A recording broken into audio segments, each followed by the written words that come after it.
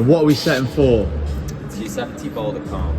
The inaugural 270 Boulder The Comp. inaugural. What can we expect from this comp, mate? What are you setting for? Well, we're setting finals right now. So we're just trying to set some cool blocks that are hopefully the right difficulty.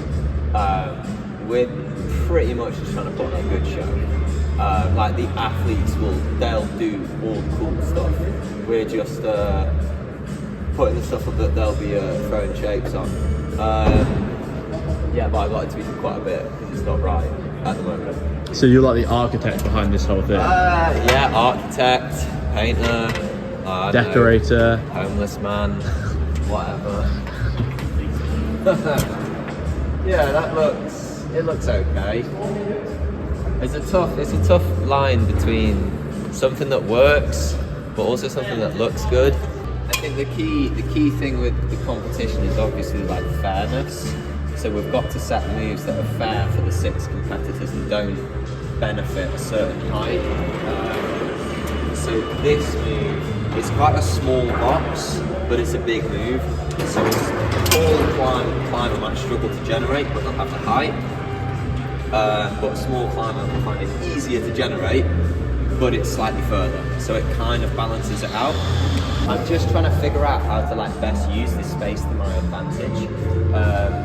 We want to create droppable moves. So if I was setting commercially, I'd think about how can I kind of be a bit kinder to the customer. So I'd use the angle to my advantage because they're leaning in, so it'd be nice to plant on.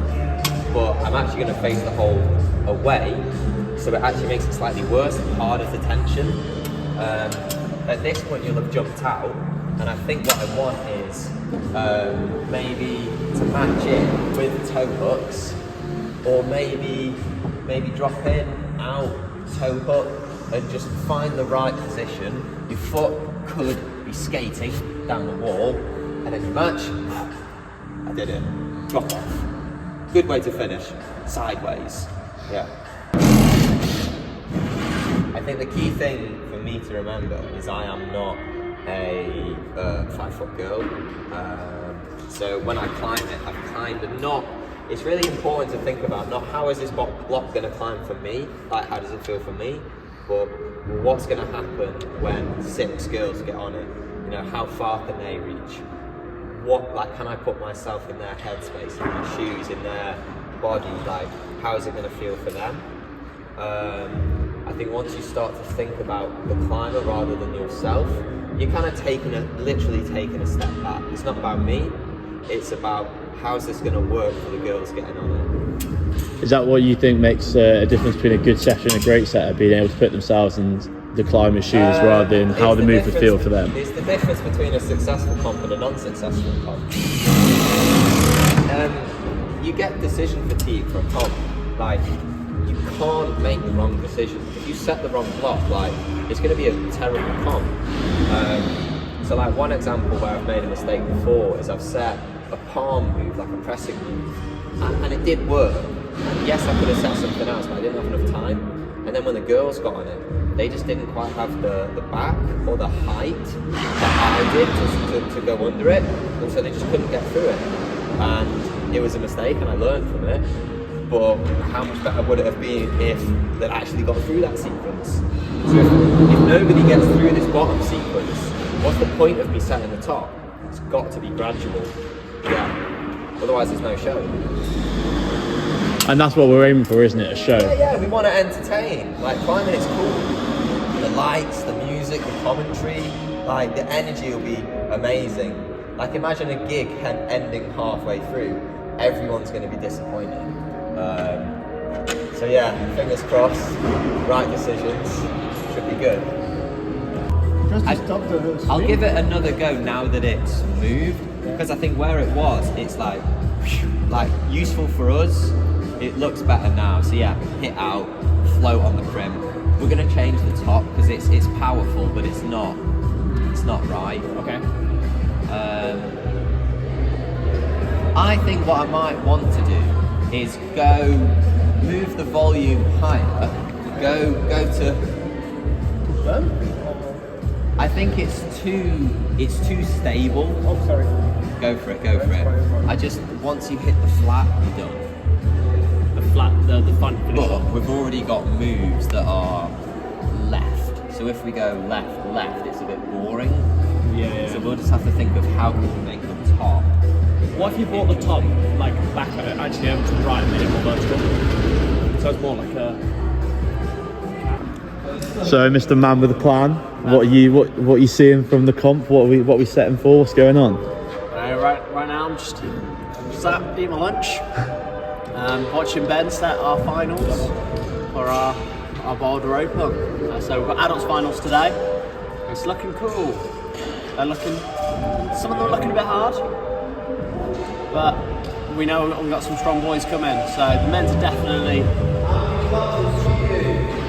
How many blocks would I do? Or do I reckon I could do these? I don't think I can do any of the men's ones. I might do the odd women's one. Yeah, some of these men's ones are hard, but that mid looks good. What can we expect on Saturday for the comp though? What can we expect? I think you can expect a good vibe. The qualifiers, what do you do? Zach, is this big enough? I'm not too sure. No. Oh. Yeah, bigger one though. The comp on Saturday is going to be great vibe. Qualies are definitely going to be significantly easier than this. You know, we want everyone that comes to have fun. Yeah, what you can kind of expect is this comp is going to be fun. Qualies are going to be super accessible. I want everyone that comes to leave having a good time. You know, we've given the brief to all of our setters that we want this comp to be playful. These blocks are going to be fun. You're going to have the best climbing experience you could possibly have at a competition. That is our dream for this competition. Let's hope that we deliver. So what are we saying? Big vibes, big sense, big comp. Big bike, big sense, big comp, yeah. And from our finals, we're hopefully going to find out who's the best in the West. And it's not you. It's definitely not me. I'm still setting. Oh my god. I'm trying to figure out this move. There's no point setting a move you can cheat, so I'm a bit unsure if I'm doing the right thing, but I might try and figure it out. I think. I don't know. I'll put it on and see if you can cheat it.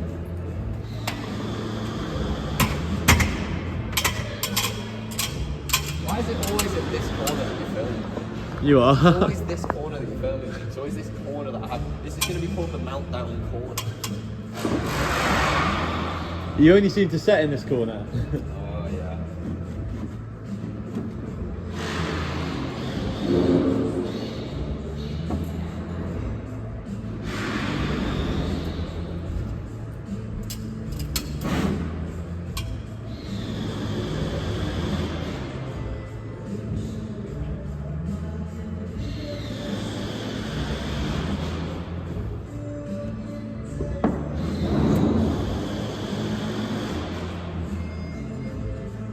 My thoughts are that if I put this here, rather than go out to both of them, it'll just go straight onto this. So I've either got to work with that or figure out how to stop that happening. I think you can stand there, bring the left foot in, then get a left right across, and it's not far at all.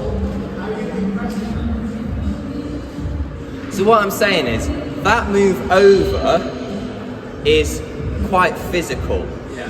I think they're going to want to swap feet, Yeah. so that they can get a left here, and then a right here, and then it's tiny. They're not going to do it's Yeah, big. how are you going to maintain a press when you've got a foot under it? No, you just go with a right hand or whatever. It's closer than you think, maybe. Have a go at being in a position where you've got my hand on here. Or maybe I can just move it. I feel like that's going to be a really uncomfortable position.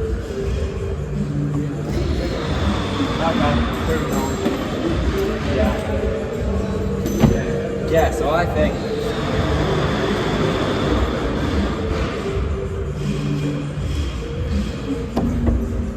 I think the problem. Oh, hang on.